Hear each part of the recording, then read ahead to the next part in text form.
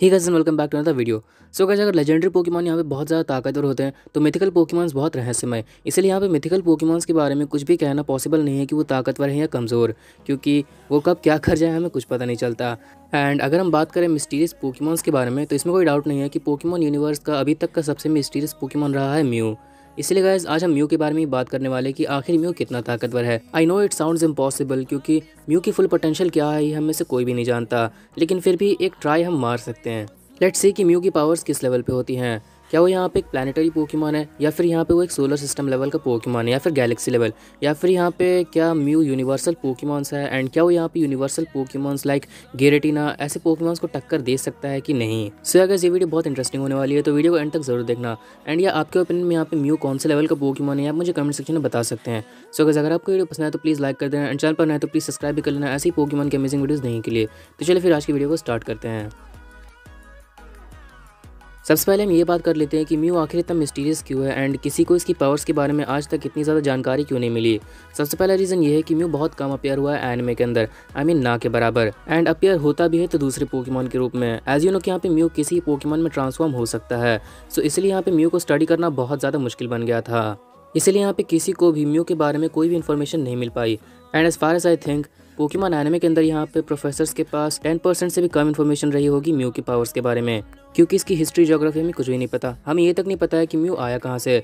काफ़ी सारे साइंटिस्टों का मानना ये है कि म्यू अपने आप स्प्रेड होने लगे थे पोकेमॉन वर्ल्ड में। अब कोई चीज़ अपने आप तो नहीं हो सकती। एंड काफ़ी सारे लोगों का ये भी मानना है कि हो सकता है कि म्यू यहाँ पे आरके से ही पहले आया हो। बट अभी तक हमें जितनी इन्फॉर्मेशन यहाँ पे म्यू के बारे में मिली है उस हिसाब से अगर हम म्यू की पावर्स का अंदाज़ा लगाएं तो ये बात तो बिल्कुल कंफर्म है कि यहाँ पे म्यू कोई लो लेवल का पोकेमॉन तो नहीं है। उसकी powers almost beyond our imagination है, क्योंकि देखा जाए तो यहाँ पे म्यू ऑलमोस्ट किसी पोकेमॉन में ट्रांसफॉर्म हो सकता है एट इट्स विल। एंड शायद ऐसा इसलिए होता है क्योंकि यहाँ पे म्यू से ही सारे पोकेमॉन्स ओरिजिनेट हुए हैं। एंड अगर हम पोकेडेक्स एंट्री के मुताबिक देखें तो म्यू ऑलमोस्ट कोई सा भी मूव परफॉर्म कर सकता है। ऑन टॉप ऑफ दैट इसकी सबसे बड़ी पावर है कि ये इनविजिबल हो सकता है।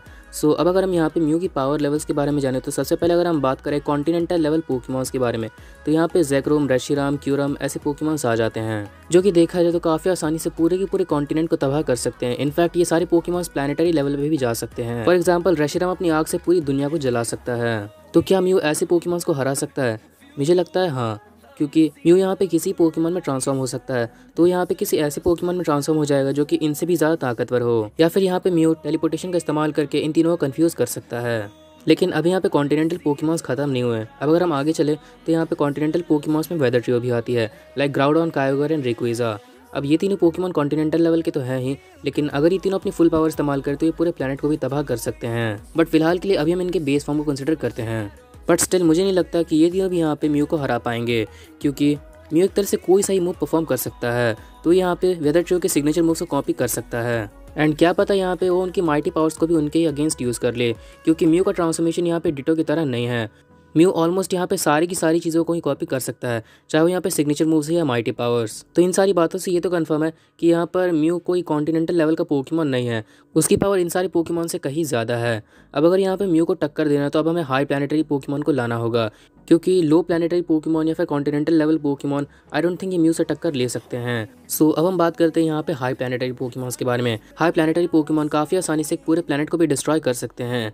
एंड ऐसे देखा जाए तो यहाँ पे पोकेमॉन वर्ल्ड में काफ़ी सारे हाई प्लानिटरी पोकेमॉन है, लेकिन मैंने सिर्फ उन पोकेमॉन को लिया है जो कि लिटरली अलग ही लेवल पे हैं। इन्हें तुम एक तरह से 3 most powerful high planetary Pokemon भी कह सकते हो। सो उन 3 हाई प्लानिटरी पोकेमॉन में सबसे पहला नाम आता है म्यूटू का। अब म्यूटू इस नाम से ही पता चल जाता है कि मैं किसके बारे में बात कर रहा हूँ। ये पोकेमॉन इंसेनली पावरफुल है and no doubt it is one of the most powerful legendary Pokemon ever existed in the whole Pokemon universe. And Mewtwo को म्यू से ही बनाया गया था। एंड म्यूटू एक बार म्यू से लड़ भी चुका है पोकेमॉन द फर्स्ट मूवी में। हाँ, ये बात है कि उस मूवी में जो फाइट हुई थी उसमें म्यूटू के जीतने के चांसेस ज़्यादा थे, क्योंकि ये हम कह सकते हैं कि म्यू किसी पोकेमॉन में ट्रांसफॉर्म हो सकता है। लेकिन उस समय जब ये फाइट हुई थी उस समय कैंटो रीजन के अलावा कोई और दूसरा रीजन आया ही नहीं था। कैंटो रीजन ही पूरा पोकेमॉन यूनिवर्स था एंड उस समय म्यूटू से ज़्यादा ताकतवर पोकेमॉन कोई था ही नहीं।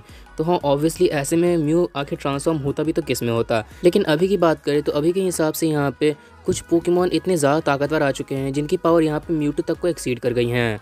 तो हाँ, म्यू चाहे तो उनमें ट्रांसफॉर्म हो सकता है एंड उनमें ट्रांसफॉर्म होके प्रोबेबली यहाँ पर वो म्यूटू को भी ओवरपावर कर सकता है। एंड अब अगर हम बात करें अगले प्लानिटरी पोकेमॉन के बारे में तो वो है द एटमॉस्फेरिक बीस्ट रेक्विज़ा। रेक्विज़ा एक तरह से पूरे एटमॉस्फेयर पे कंट्रोल करता है एंड पोकेमॉन वर्ल्ड में अर्थ पे जितने ही पोकेमॉन्स हैं डायरेक्टली या फिर इनडायरेक्टली वो यहाँ पे रेक्विज़ा के कारण ही जिंदा है। रेक्विज़ा चाहे तो उन सारे पोकेमॉन को पलक झपकते ही मार सकता है पूरा एटमॉस्फेयर डिस्ट्रॉय करके। लेकिन क्या इतनी ताकत यहाँ पे म्यू को हराने के लिए काफ़ी है? मेरे हिसाब से नहीं, क्योंकि म्यू यहाँ पे इनविजिबल भी हो सकता है।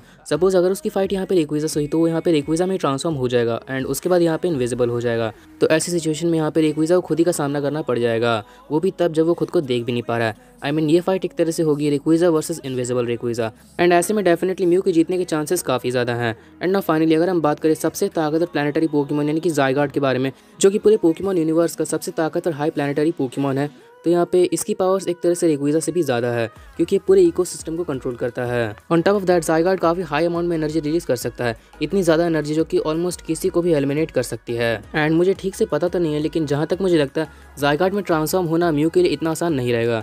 तो ऐसे में यहाँ पे हो सकता है कि शायद थोड़ी दिक्कत आ जाए म्यू को यहाँ पे ज़ायगार्ड में ट्रांसफॉर्म होने में। बट स्टिल अगर वो यहाँ पे ज़ायगार्ड में ट्रांसफॉर्म नहीं हो सकता तो म्यू किसी ऐसे पोकेमॉन का रूप ले सकता है जो कि इवन ज़ायगार्ड से भी ज़्यादा ताकतवर हो, लाइक सोल्गालियो, जो कि पावर लेवल के मामले में सारे के सारे प्लैनेटरी पोकेमॉन को एक झटके में मार सकता है, पूरा का पूरा सन तबाह करके, क्योंकि सोल्गालियो का राज पूरे सन पे है एंड वो चाहे तो पूरे सन को डिस्ट्रॉय भी कर सकता है। तो ऐसे में डेफिनेटली कोई भी हाई प्लैनेटरी पोकेमॉन इतनी बड़ी तबाही का सामना नहीं कर सकता। तो हाँ, अपनी इस ट्रांसफॉर्म होने की पावर के कारण म्यू यहाँ पे पोकेमॉन यूनिवर्स के सबसे ताकतवर प्लैनेटरी पोकेमॉन ज़ायगार्ड तक को ओवरपावर कर सकता है, उससे भी ज़्यादा ताकतवर पोकेमॉन का रूप लेके। सो हाँ, इतनी सारी बातों से ये तो कंफर्म है कि म्यू का लेवल यहाँ पे प्लैनेटरी पोकेमॉन से ऊपर है।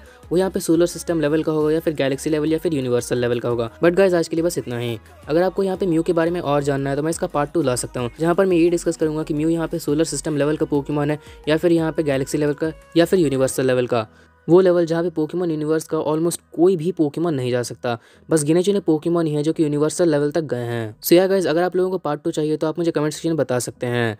बट आज के लिए बस इतना ही। सो गाइस, अगर आपको ये पसंद है तो प्लीज़ लाइक कर देना एंड चैनल पर नए तो प्लीज़ सब्सक्राइब भी कर लेना ऐसी पोकेमॉन के अमेजिंग वीडियोस देखने के लिए एंड नोटिफिकेशन बेल को ऑन कर देना ताकि अपने चैनल की लेटेस्ट वीडियो से नोटिफाइड रहो। And finally, thanks for watching.